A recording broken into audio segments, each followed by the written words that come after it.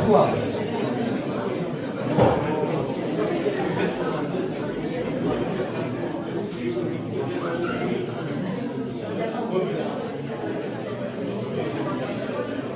Vous avez encore 2 places devant, si vous voulez m'asseoir, s'il vous plaît.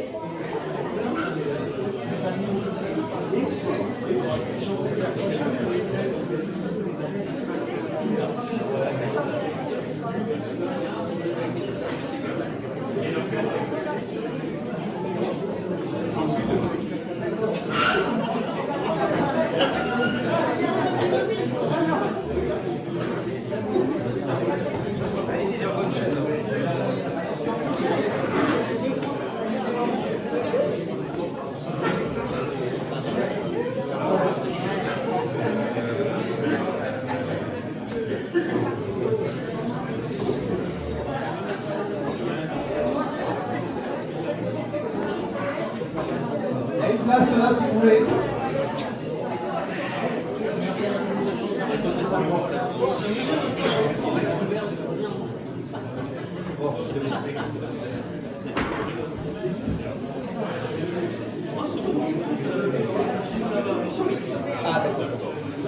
Bon.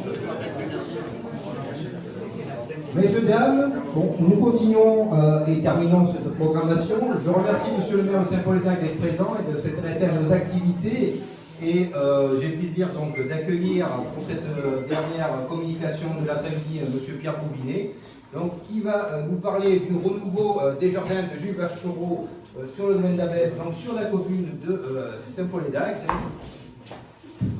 C'est un jardin qui donc a été longtemps abandonné, mais qui depuis 2 ans, notamment pour participer à cette rénovation, en partie nettoyage on va dire, de ce jardin pour redonner son lustre d'antan et surtout ce qu'avait fait, Jules Vachereau avait fait au début du XXe siècle. Tout à fait. Donc je vais sans plus tarder vous laisser la parole. Bonne conférence. Alors, je ne sais pas si je prends le micro ou pas. Un, deux, ouais. On va prendre le micro, ce sera peut-être un peu mieux. Alors, j'avais pas prévu qu'on avec un micro pour le coup. Ça va être un peu plus bizarre. Bonjour à toutes et à tous. Je me présente, je suis Pierre Bouvinet, et donc je suis ouvrier en espace vert. J'ai rencontré Gilles Kerlock au printemps de cette année, alors que j'étais sur le site d'Abès. Et donc, après une discussion, on a fait un petit peu connaissance. J'étais en train de nettoyer un peu les sentiers du domaine. Et il m'a proposé de faire une communication donc pour la société de Borda sur le travail que je faisais. Voilà. Et c'est finalement un grand plaisir de pouvoir vous présenter la chronologie des jardins. Donc, on va commencer tout de suite, puisque le format de cette communication est assez réduit et que les jardins ont une grande histoire. Donc on va commencer tout de suite avec ce petit programme que j'ai planifié, à savoir le plan de masse avec la situation géographique d'Abès, où se situe Abès. Ensuite on verra qui est Jules Vachereau, grand architecte français et paysagiste du XXe siècle, si ce n'est le plus grand. Ensuite on verra la chronologie des jardins, donc du début de la création des jardins jusqu'à aujourd'hui en 2023. Avec notamment des vues aériennes, qu'on verra grâce à l'Institut géographique national. Ensuite, la découverte du site, quand je me suis rendu sur place la première fois, à savoir en juillet 2021. Et ensuite, le travail de valorisation que j'ai commencé à faire, dans un premier temps tout seul, et après, personne n'a voulu m'accompagner. Et ensuite, on reviendra sur la présentation du 1er octobre, pour les journées de la transition, que la municipalité de Saint-Paul-d'Ac m'a permis de présenter, co-animé avec Sébastien Lucas, donc le responsable du patrimoine de la ville de Saint-Paul-d'Ac. Et enfin, on finira avec un petit point de vue artistique, et puis je vous parlerai 2 minutes de l'association Jules Vachereau, que j'ai l'honneur de présider, puisque aujourd'hui un groupe a envie de valoriser les ouvrages de Jules Vachereau. Allez, on commence tout de suite.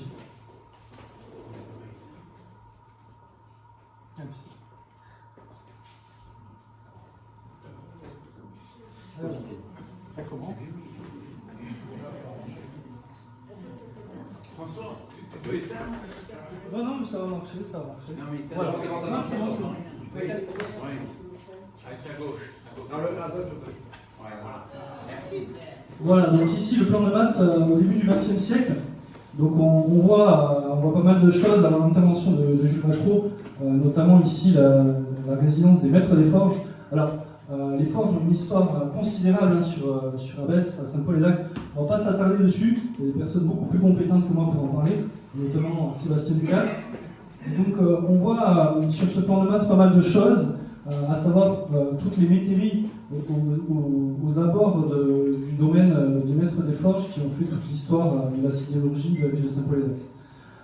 On voit notamment ici les temps d'Abbesse, avec le débordement ici du ruisseau de Poustagnac qui va sillonner tout le site d'Abbesse et aller un peu plus loin vers l'étang de la Cour et ensuite le moulin de Poustagnac.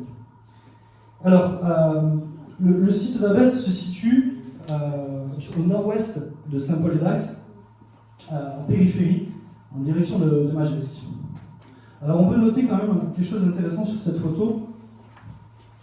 C'est ici l'entrée en fait, l'ancienne entrée de la résidence des maîtres des forges. Elle va avoir une importance tout à l'heure.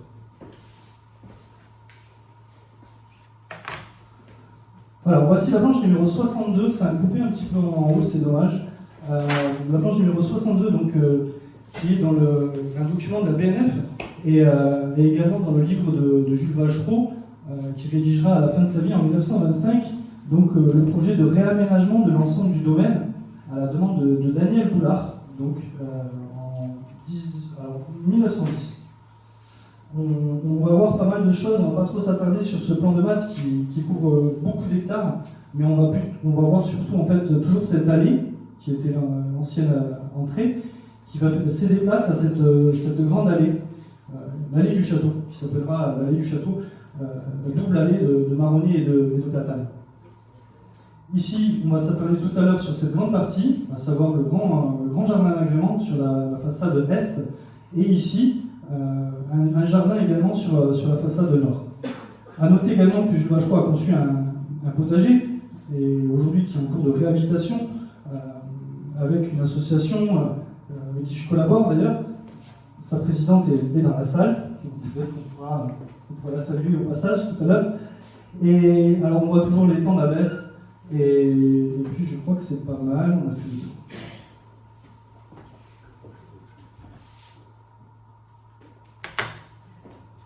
Voici une aquarelle, donc, qui est un peu plus resserrée, et là on va rentrer un peu plus dans les détails pour le coup. On voit ici donc toujours cette allée de double marronnier et de platane, avec les potagers sur cette partie-là, le grand jardin d'agrément sur la façade est, sur lequel on va s'attarder un petit peu, et les terrasses sur la façade nord. Alors, on pourrait distinguer ce grand jardin sur trois parties, mais ça serait un petit peu réducteur, parce que bien évidemment ça forme un tout. Donc une première partie ornée de camélias, de buis, de rhododendrons, de parterres de fleurs, qui vont rejoindre un aspect axial avec un parterre de roses de 10 mètres sur 10. Et ensuite, ces chemins vont s'écarter vers des grandes roseraies sur les côtés. Donc des roseraies qui font 11 mètres de large sur 46-50 de long. On voit ensuite que ces roseraies continuent vers des chemins en arrondi, qui sont des charmilles en fait. Et ces chemins en arrondi vont se rejoindre et aller vers un autre tracé axial, une hêtrée de hêtre pourpre. Et enfin, on finit le jardin avec encore une fois un parterre de roses de 10 mètres sur 10. A noter ici le ruisseau de Poustagnac, qui encore une fois sillonne et va vers l'étang de la Cour. Alors, je tiens à souligner qu'encore une fois, c'est une aquarelle, ce n'est pas un plan. Il y a pas mal d'incohérences sur cette aquarelle, et surtout on ne voit pas la liste des espèces qui ont été plantées.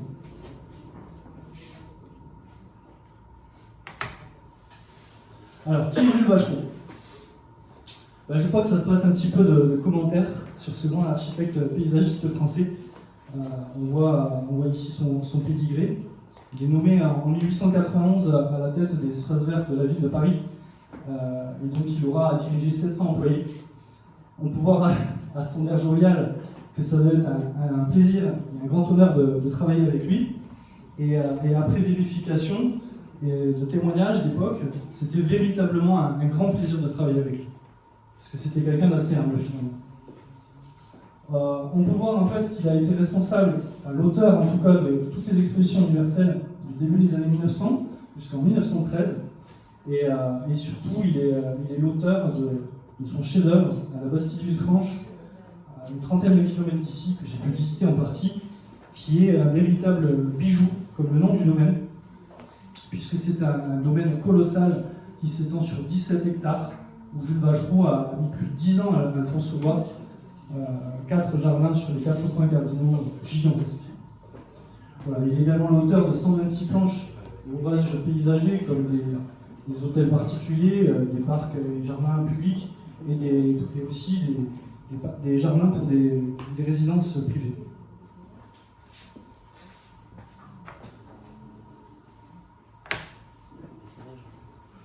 Voilà, on arrive dans le vif du sujet.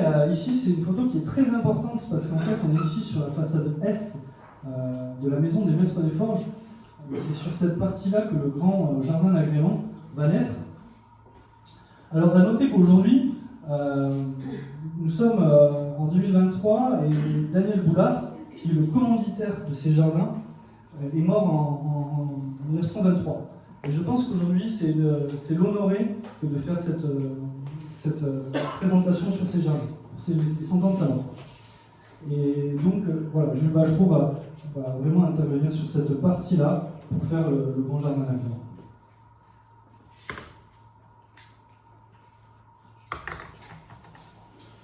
Voilà, donc voilà le jardin à sa livraison. Aux alentours des années 10, c'est un jardin typiquement à la française, sur 3 niveaux. Donc on voit des balades qui descendent vers ce parterre de roses au milieu, avec le parterre de fleurs tout devant la porte du château, les roseraie sur les côtés, qui rejoignent les chemins en arrondi, avec les charmilles et les bancs qui permettaient de profiter de ce jardin.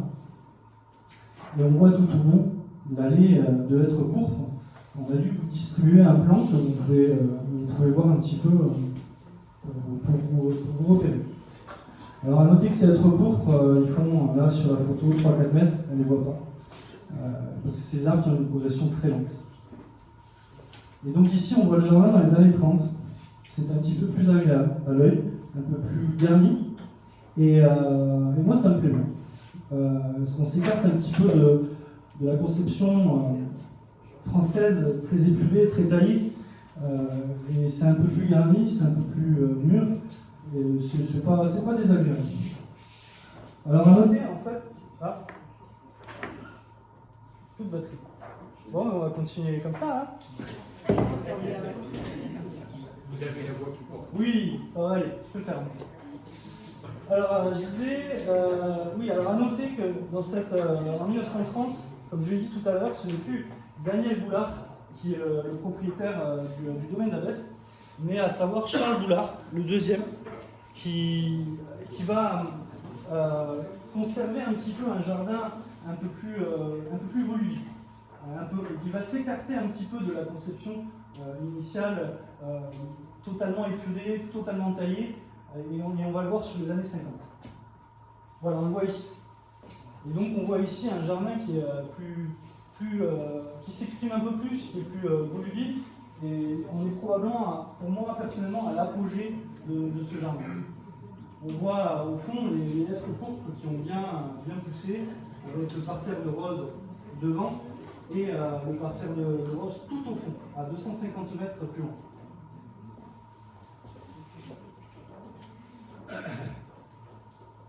Alors c'est dommage que ça coupe. Si on peut mettre en PDF. Ouais. Non, en PowerPoint. Si vous pouvez le fermer, le mettre en PowerPoint.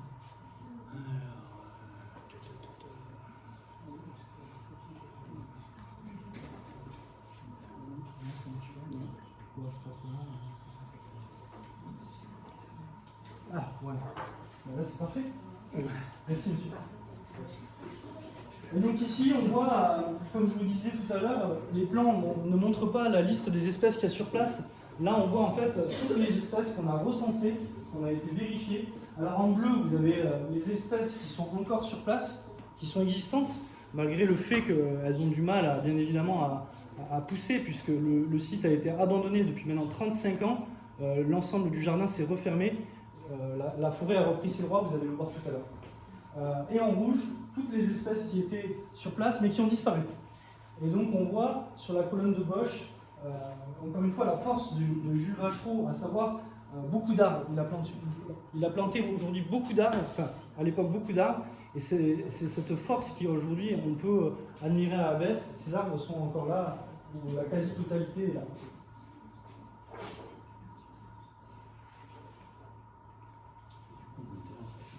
Voilà, non, ça ne marche plus. Je ne comprends pas.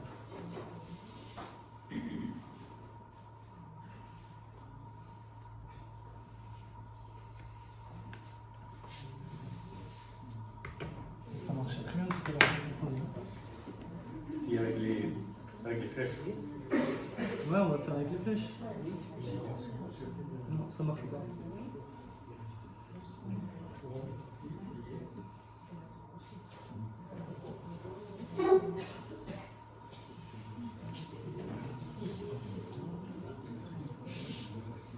Est-ce qu'on peut couper totalement ça avec, Le problème, c'est que quand il s'est mis directement là-dessus. D'accord. Sinon, je retire le fil.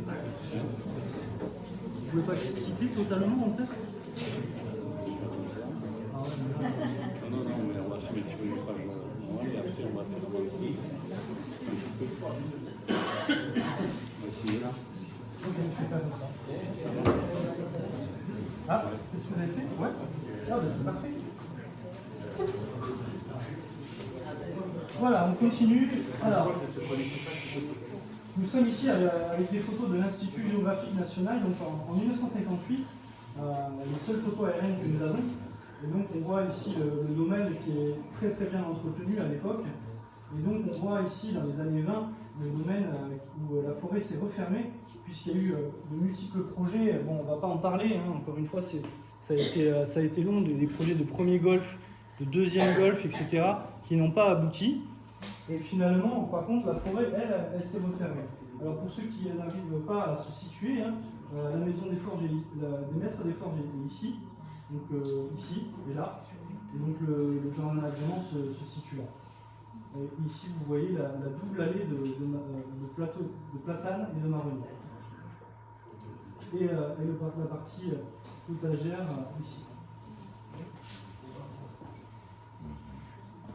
Voilà, et on ne pouvait pas passer à côté finalement de cette photo de l'Institut géographique national en 1973, parce que c'est probablement la photo la plus nette qu'on ait. Et donc on voit beaucoup de choses. On voit le verger, le potager qui est très très bien entretenu. Et surtout, on voit pas mal de détails, à savoir ici les roseraies qui étaient bordées de buis tout autour des murets. On voit également le parterre de roses au milieu, avec les 4 grands peupliers de chaque côté. Mais on voit quand même que déjà dans les années 73, les tracés en arrondi ont commencé petit à petit à disparaître. Mais c'est encore un très très beau domaine, un très très beau jardin. On voit également ici l'allée de Hêtre-Court. Alors maintenant, je vais vous poser quelques questions. Est-ce que quelqu'un connaît la première photo de gauche?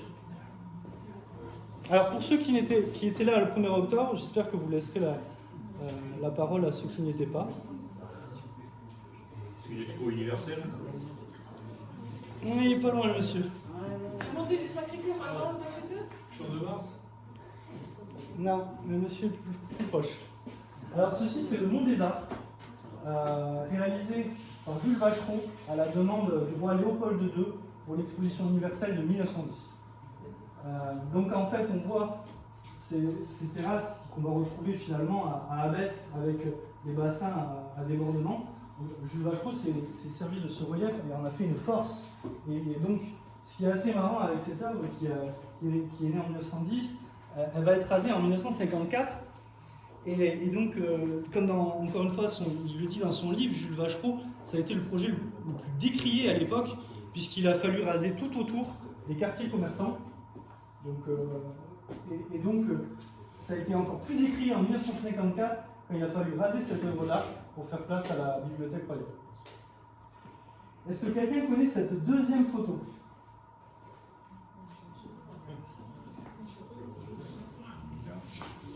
Ah, j'ai entendu, ouais. Oui, c'est le jardin des Milandes, tout à fait, en Dordogne. Voilà, tout à fait de Joséphine Baker, l'ancienne propriété. Et donc on voit encore une fois réalisé en 1908, donc ce relief avec ses bassins à débordement et ses promenades. Donc c'est la patte Jules Vachereau qu'on va découvrir en photo par la suite. Voilà, on le découvre ici. Donc ça c'est le site quand je me suis rendu la première fois sur place. Alors à noter que le ruisseau de Toussaint qui passe devant, je suis passé de l'autre côté de la berge il y a 2 ans et demi, et en fait je n'ai absolument rien vu. Tout était refermé, tout s'était refermé, et il a fallu que je passe plusieurs fois pour me rendre compte en fait de ce qu'il y avait. Et donc quand je me suis rendu sur place, je me suis dit en fait c'est dommage pour les promeneurs que les gens passent à côté de ça finalement.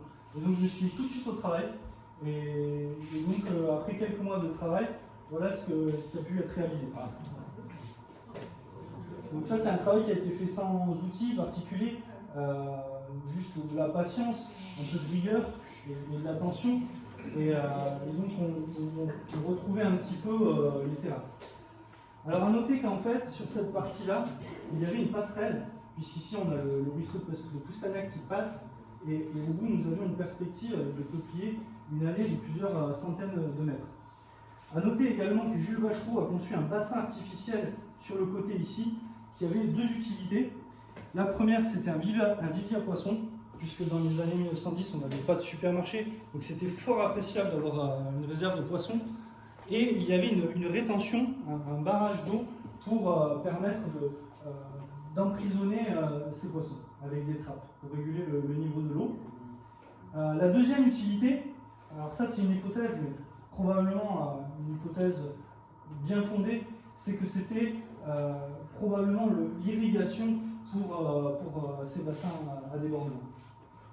A noter qu'aujourd'hui, la berge a cédé dans les années probablement 2000 ou 90, et donc le niveau de l'eau est 2 à 3 mètres plus bas. Et donc le bassin, le lac artificiel qu'a conçu Jules Vachereau a disparu. Voilà, on retrouve les terrasses, donc en 1930, avec cette allée dont je vous parlais tout à l'heure, la passerelle tout en bas. Alors, on voit pas mal de choses sur cette photo. On voit les cotonastères ici qui bordaient les bassins. On voit également les acacias boules qui sont dans les arrondis des terrasses. Et on voit les peupliers qui font ici entre 5 et 6 mètres de haut. Et pour les puristes, pour ceux qui connaissent, ici on voit une grande métairie de l'époque, si ce n'est la plus grande, mais en l'occurrence l'Esbreuil. Voilà, et ici on voit les terrasses, encore une fois, dans les années 60, qui sont encore très bien entretenues. On voit encore une photo de l'autre côté de la berge, cette fois, on voit le niveau de l'eau qui est très bas, et donc la volonté de redonner cette perspective aux promeneurs de l'autre côté de la berge. Voilà, et maintenant on va parler un petit peu de la journée du 1er octobre. La municipalité de Saint-Paul-d'Ax m'a permis de réaliser avec Sébastien Lucas ici et moi-même. On était à l'entrée du château, et donc Sébastien a pu parler beaucoup de la partie des forges qu'il maîtrise parfaitement, et une fois qu'il a terminé, il m'a passé la main sur la partie des jardins.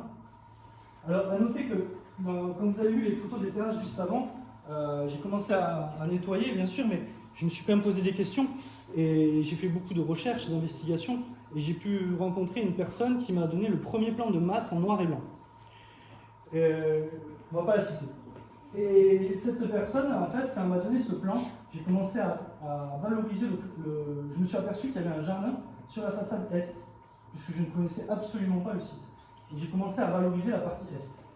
Et donc, pour cette journée du 1er octobre, on a voulu présenter, avec des personnes qui ont voulu m'aider, un tracé pour ces journées-là.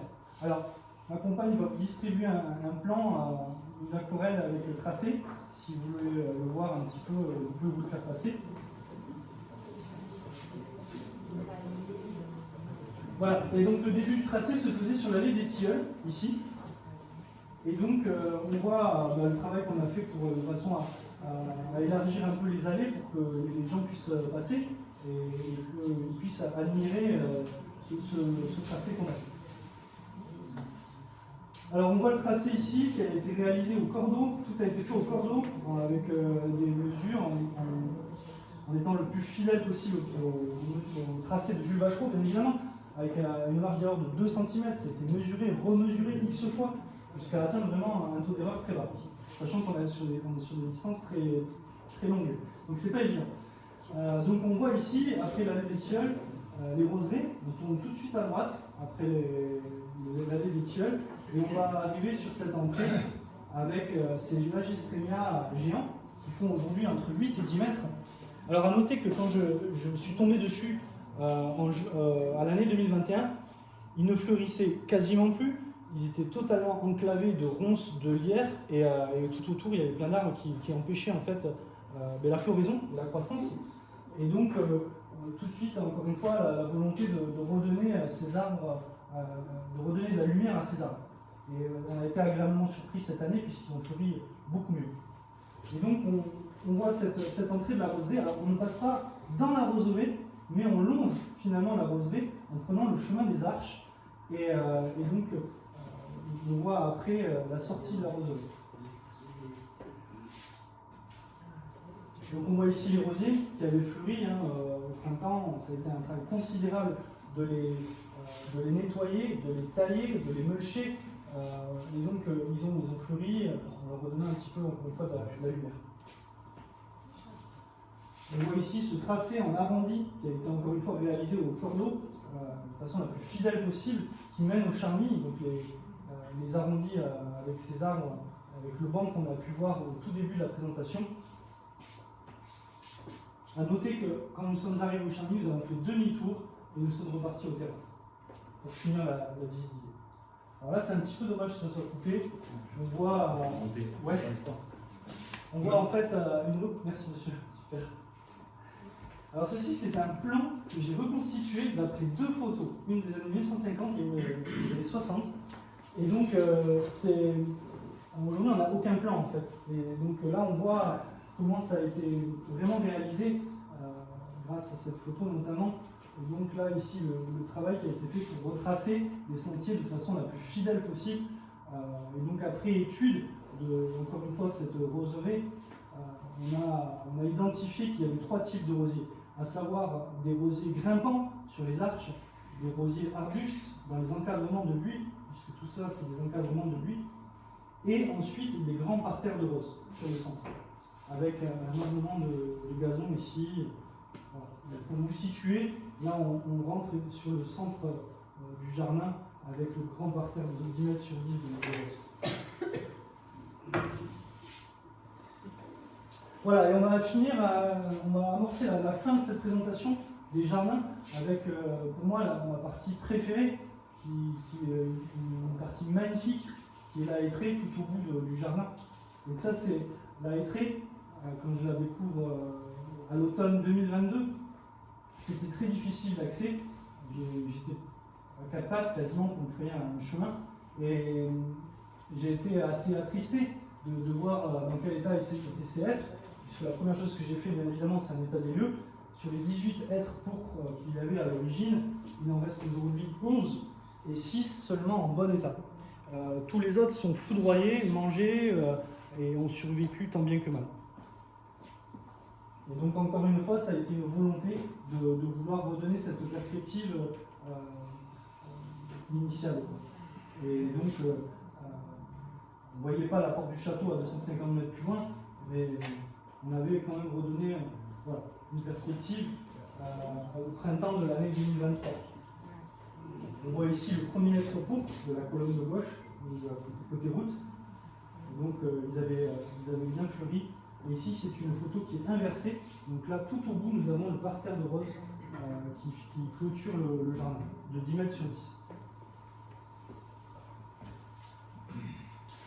Voilà, et on va finir cette présentation sur cette photo qui, pour moi, est peut-être la synthèse de tout le travail qu'on a réalisé depuis 2 ans et demi, à savoir une nature artistique qui est cachée, mais qui peut être révélée.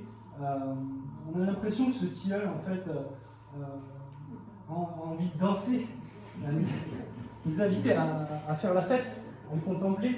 Et il fait un peu le mariole, quoi, et c'est fort agréable. Voilà, c'est une perspective, encore une fois, qu'on a voulu redonner. Voilà, je voulais remercier bien évidemment la Société de Borda, son président, pour m'avoir permis de vous présenter ces jardins. Je voudrais bien évidemment remercier toutes les personnes qui m'ont assisté, qui m'ont aidé, autant sur le terrain que sur la partie archive. Et maintenant, je vais vous parler 2 minutes de l'association Jules Vachereau, si on a le temps.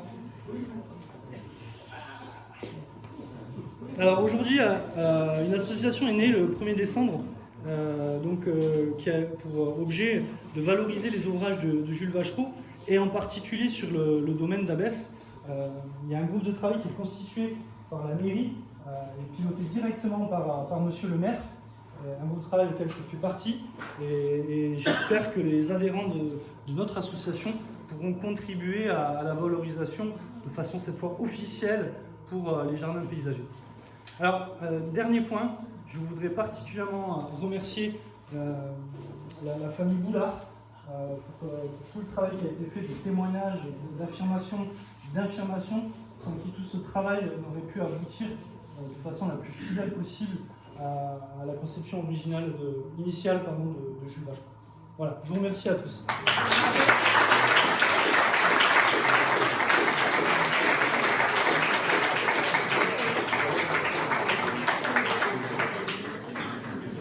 Et merci Monsieur Bouvinet pour ce bel exposé qui nous a fait redécouvrir ces jardins. Il y a encore du travail, comme vous avez démontré.